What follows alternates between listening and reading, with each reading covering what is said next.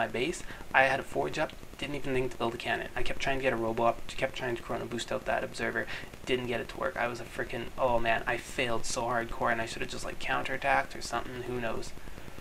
So there we go. I like to whine to the next person I play again and say like, oh man.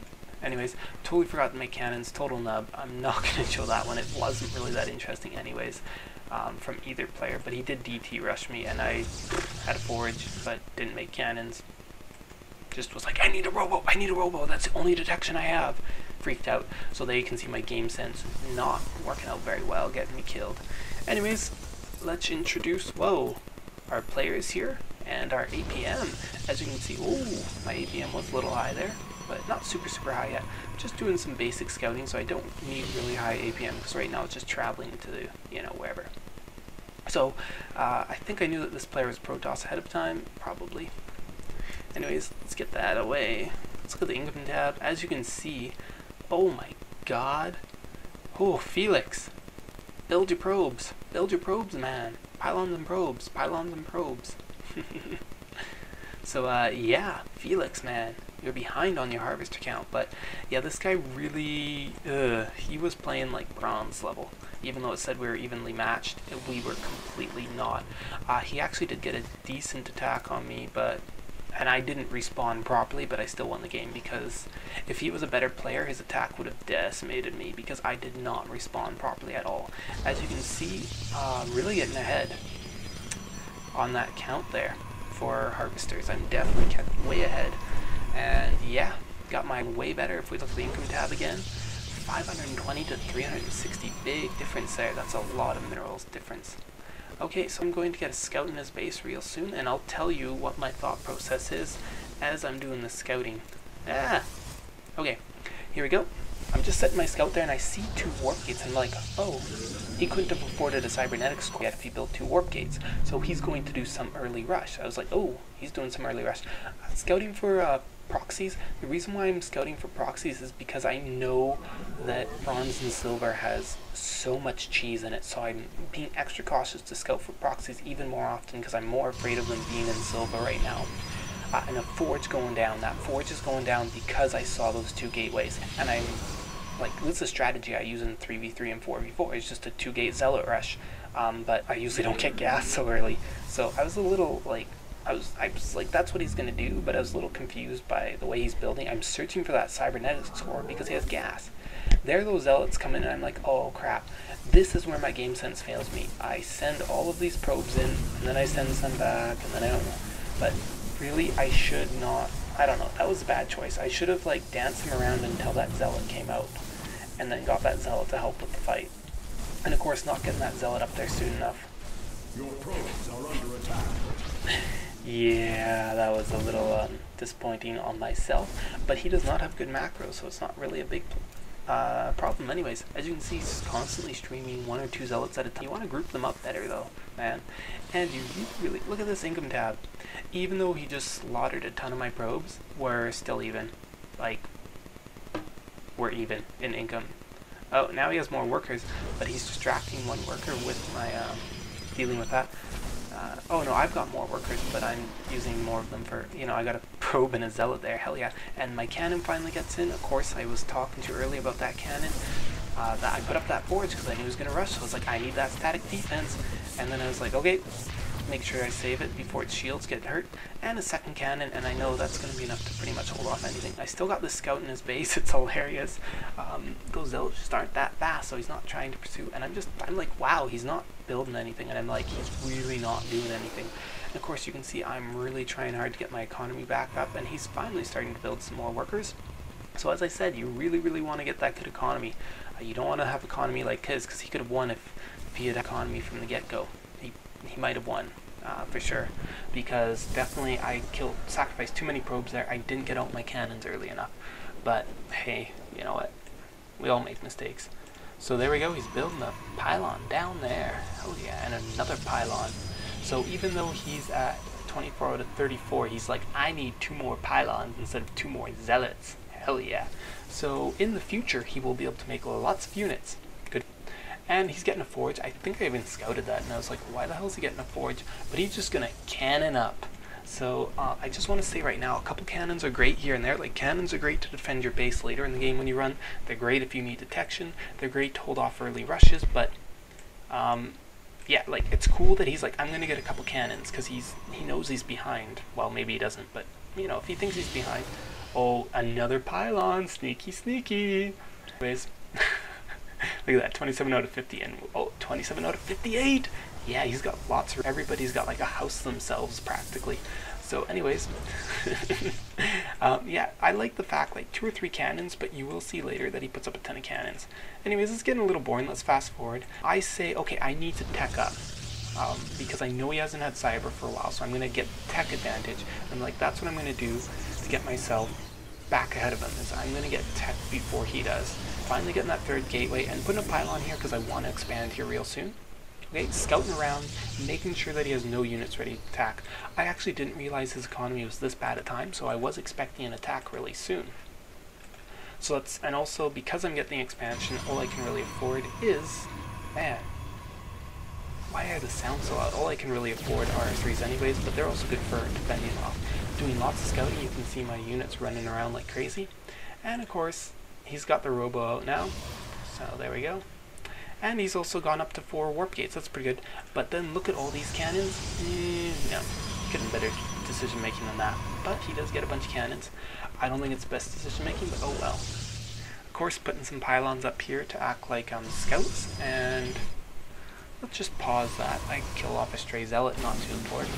Oops, menu, options, audio, sound. Oh man. Okay, return to game. So there we go, as you can see, putting my army around. Now I'm thinking like, okay, he hasn't been doing much. I want to poke into his base soon and see what's going on. I got a few cannons here for defense, just in case. I built more cannons than I'll usually, like this game I actually overbuilt in some regards. But okay, getting a lot more warp gates now because I am on 2 bases. Oh, here we go. Whoa, whoa, whoa. Let's go back a little bit. You guys like watching fights. Everyone loves watching big battles. Anyways, as you can see, I'm retreating. Oh my god, that was bad. The stalker getting caught out there, but not a big deal. He does not morale the concussive shells. So I'm going back to these cannons, and you're going to see some force fields, and I'm going to call them clutch force fields, because force fields do an awesome job at keeping his army from attacking me. These zealots can't pathfind, and then there we go, I trap a few in the middle of the force fields.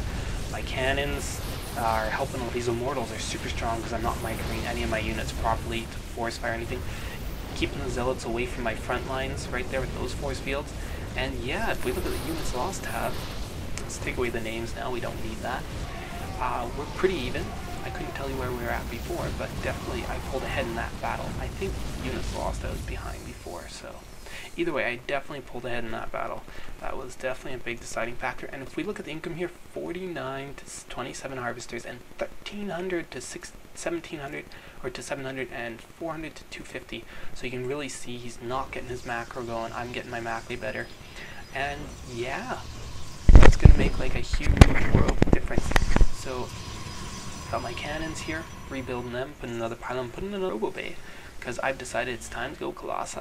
Even though I haven't started building them, I'm going to build a warp prism, see if I can exploit any vulnerability, not knowing that he has all these cannons. Like, he really, really built a lot of cannons. He was afraid of a lot. The other thing I want to point out that he's doing wrong, he's got 1 rowboat, 1 stargate, 4 gateways, forge, and cybernetics all off 1 base. Like, sure, he's got a 2nd base. He basically had all these off 1 base, and then after a while threw this down. So he built way too much stuff to be able to finance off 1 base. You can't Robobait and Stargate and Forge and Twilight Council and 4 gateways. Like, you just can't. Like, 2 bases, you can just handle that, you know.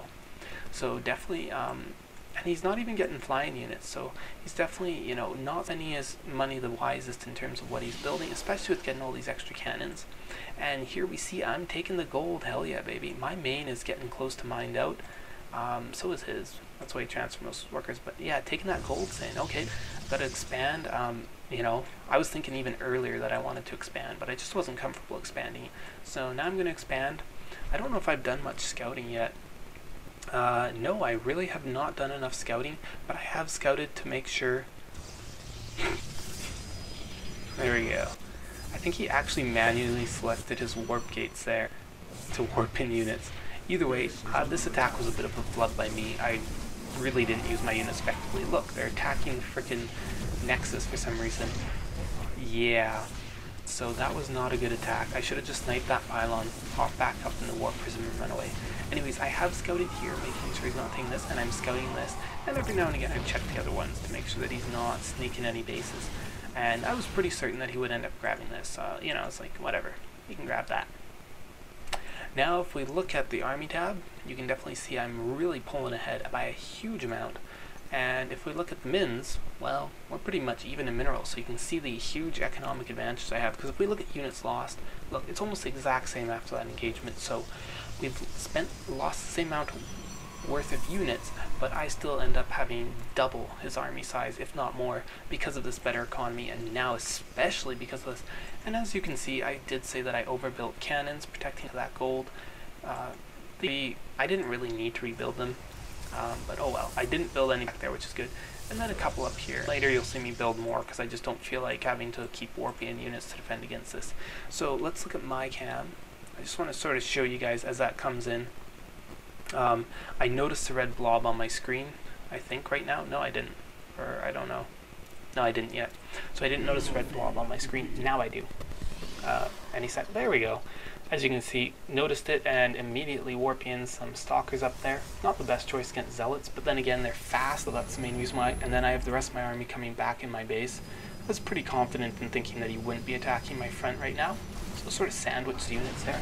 I knew there really wasn't too much back here anyway, so I wasn't super stressed. That's not the best thing to do, have your clock out like that without your main army. Ugh, they could have got sniped if he had anything. But thankfully he doesn't. And yeah, the rest of this game is like cakewalk.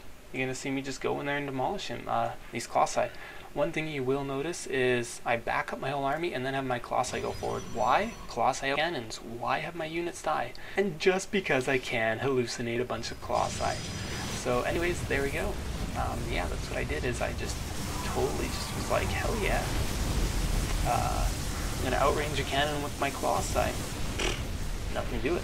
So we definitely overbuilt cannons there, considering that the Colossi come in and rape them with their range upgrade. So, and the really weird thing is he pauses the game and then leaves. So I have to unpause the game for it to finish. Like, oh, and also I deflected another drop here as well, and then decided to build cannons because I was tired of, you know, getting dropped all the time. Did he snipe out? He must have sniped that pylon that was going to power them. Either way, it doesn't really matter. So there we go. That was that game, and now I'm going to move on to casting another one.